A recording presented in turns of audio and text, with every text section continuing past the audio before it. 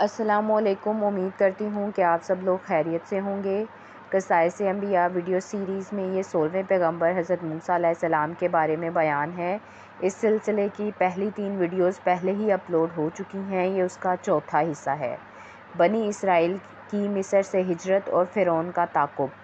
اللہ رب العزت نے حضرت موسیٰ علیہ السلام کی دعا پر قوم فرعون پر مختلف عذاب نازل فرمائے تاکہ وہ غفلت سے بیدار ہو کر اپنی اصلاح کر سکیں، مگر وہ پھر بھی بیدار نہ ہوئے اور اپنے ظلم و زیادتی میں مصروف رہے۔ اللہ رب العزت نے حضرت موسیٰ علیہ السلام کو حکم دیا کہ آپ بنی اسرائیل کو لے کر مصر سے نکل جائیں اور اپنے باپ دادا کی سرزمین فلسطین چلے جائیں۔ وہاں جانے کے صرف 2 ہی راستے ہیں، ایک خشکی کا راستہ جو بالکل قریب ہے اور دوسرا بحر احمر کا راستہ جو کچھ دور ہے۔ اللہ تعالیٰ کی مصلحت کا تقاضا یہی تھا کہ بنی اسرائیل خشکی کا راستہ چھوڑ کر دریائی راستہ اختیار کریں۔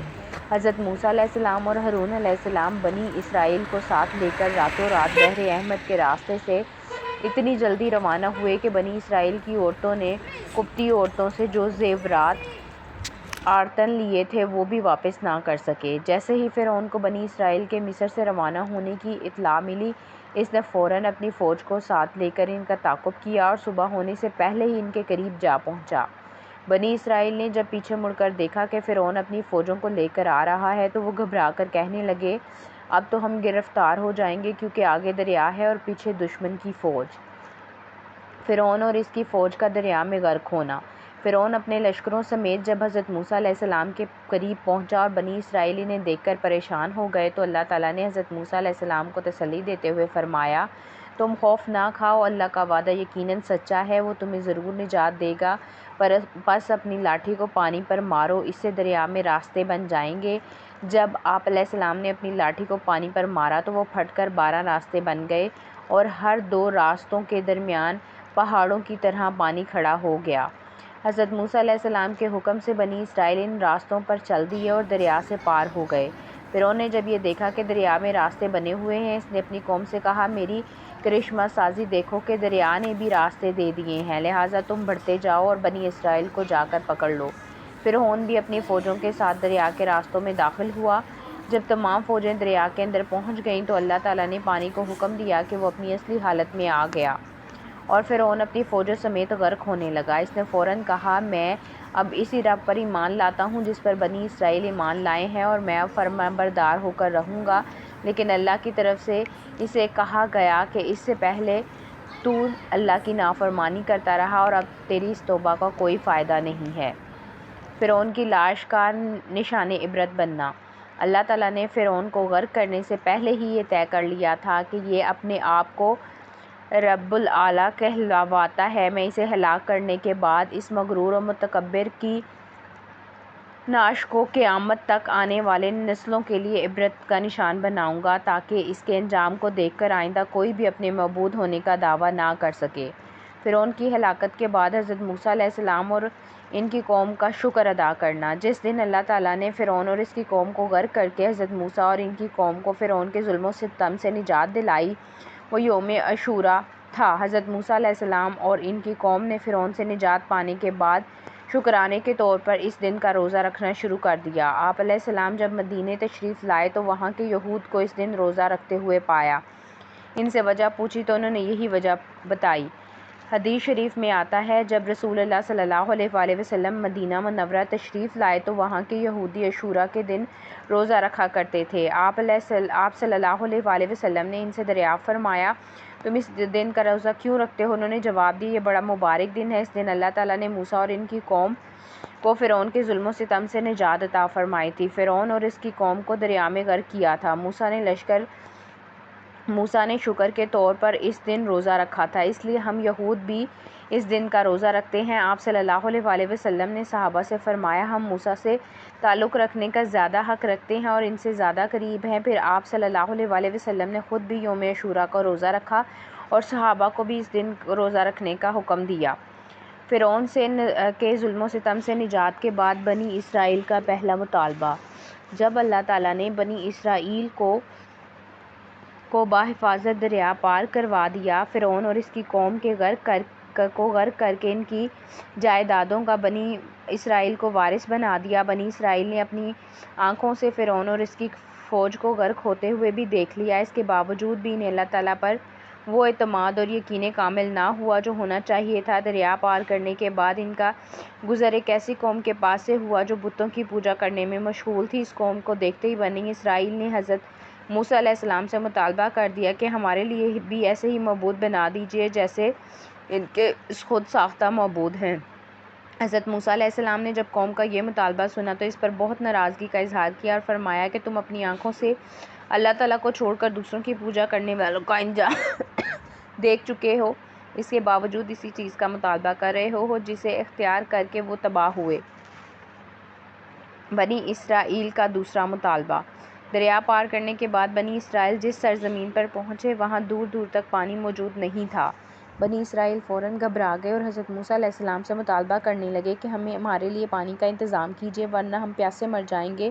حضرت موسیٰ علیہ السلام نے اللہ تعالیٰ کے حضور پانی کی درخواست کی تو اللہ تعالیٰ نے آپ علیہ السلام کو حکم دیا کہ اپنی لاٹھی پتھر پر مارو۔ جیسے ہی آپ نے اپنی لاٹھی پتھر پر ماری تو اس سے 12 چشمے جاری ہو گئے۔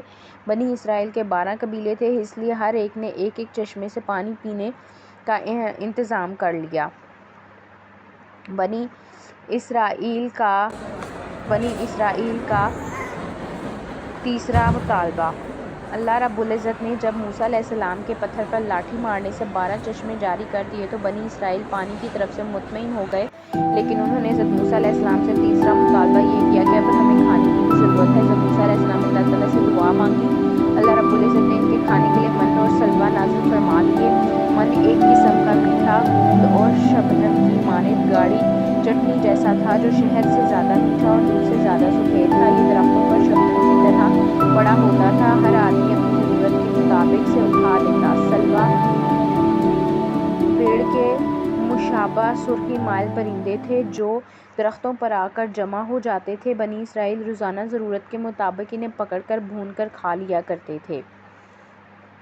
بنی اسرائیل کا چوتھا مطالبہ۔ جب بنی اسرائیل کو کھانے اور پینے کی اشیاء وافر مقدار میں ملنے لگیں اور وہ اس حوالے سے مطمئن ہو گئے تو انہوں نے حضرت موسیٰ علیہ السلام سے مزید مطالبہ کر دیا کہ یہاں بہت گرمی ہے اور سایہ دار درخت بھی موجود نہیں ہے، کہیں ایسا نہ ہو کہ اس گرمی کی شدت سے ہماری موت واقع ہو جائے۔ حضرت موسیٰ علیہ السلام نے اللہ تعالیٰ سے دعا فرمائی تو اللہ تعالیٰ نے بادلوں کو ان پر سایہ کرنے کا حکم دیا۔ بنی اسرائیل جہاں بھی جاتے بادل ان پر سایہ کیے رکھتے۔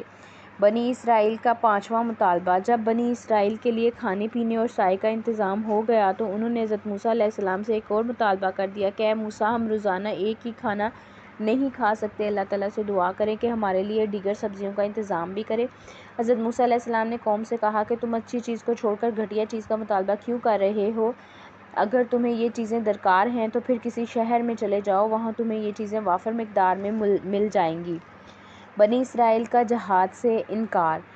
جب حضرت موسیٰ علیہ السلام بنی اسرائیل کے ہمراہ بیت المقدس کی طرف روانہ ہوئے تو ان کا سامنا ایک طاقتور قوم عمالقہ سے ہوا۔ حضرت موسیٰ علیہ السلام نے بنی اسرائیل کو جہاد کا شوق دلاتے ہوئے فرمایا کہ تمہارا اصل وطن بیت المقدس ہے جو تمہارے جد امجد حضرت یعقوب علیہ السلام کے زمانے سے تمہارے قبضے میں تھا، اب وہاں پر قوم عمالقہ نے قبضہ کر لیا ہے، تم انہیں وہاں سے نکال کر خود وہاں آباد ہو جاؤ۔ اور ساتھ ساتھ انہیں کامیابی کی خوشخبری بھی سنائی، لیکن بنی اسرائیل نے آپ علیہ السلام کی بات ماننے سے انکار کر دیا۔ اللہ تعالیٰ نے ناراض ہو کر ان پر خوف مسلط کر دیا اور انہیں 40 سال کی طویل مدت کے لیے میدان طیہ میں بھٹکنے دیا۔ وہ ساری رات سفر کرتے، جب صبح ہوتی تو وہ اسی میدان کے اندر ہی ہوتے۔ حضرت موسیٰ علیہ السلام کی دیدار الہی کی خواہش۔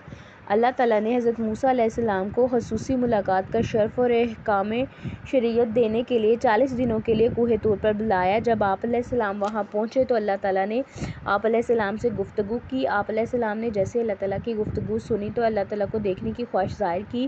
اللہ تعالیٰ نے فرمایا اے موسیٰ، آپ مجھے نہیں دیکھ سکتے، لیکن حضرت موسیٰ علیہ السلام نے پھر بھی اصرار کیا تو اللہ تعالیٰ نے اپنی تجلی پہاڑ پر ڈالی، وہ ریزہ ریزہ ہو گیا اور حضرت موسیٰ علیہ السلام بے ہوش ہو کر گر پڑے۔ بنی اسرائیل کا بچھڑے کی عبادت کرنا۔ حضرت موسیٰ علیہ السلام کو کوہ طور پر تشریف لے جاتے ہوئے اپنے بھائی ہارون کو اپنا جانشین بنا گئے تھے۔ آپ علیہ السلام کی قوم میں سے سامری نامی ایک آدمی نے بنی اسرائیل کی عورتوں سے زیورات لے کر پگھلائے اور اسے ایک بچڑا بنایا جسے ہوا کی سمت رکھنے سے ایک قسم کی آواز نکلتی تھی۔ شیطان نے لوگوں کے دلوں میں یہ بات ڈالی کہ یہی بچڑا تمہارا معبود ہے۔ موسیٰ تو بھٹک کر کوہ طور پر چلے گئے ہیں، لہٰذا قوم بچڑے کی پوجا میں مصروف ہو گئی۔ جب ہارون نے انہیں سمجھانے کی بہت کوشش کی مگر انہوں نے آپ علیہ السلام کی بات نہ مانی۔ جب حضرت موسیٰ علیہ السلام کوہ طور سے واپس آئے تو قوم کو گمراہی میں دیکھ کر بڑے ناراض ہوئے اور اپنے بھائی ہارون سے کہا، آپ نے میرے بعد قوم کو گمراہی میں مبتلا ہونے سے کیوں نہیں روکا؟ حضرت ہارون نے فرمایا کہ میں نے تو انہیں روکنے کی بھرپور کوشش کی لیکن ان لوگوں نے میری بات نہیں مانی۔ پھر موسیٰ علیہ السلام کا غصہ ٹھنڈا ہو گیا تو آپ علیہ السلام نے اپنے اور اپنے بھائی کے لیے اللہ تعالیٰ سے دعا مانگی۔ اس کا اگلا حصہ ویڈیو کے اگلے حصے میں بیان ہوگا۔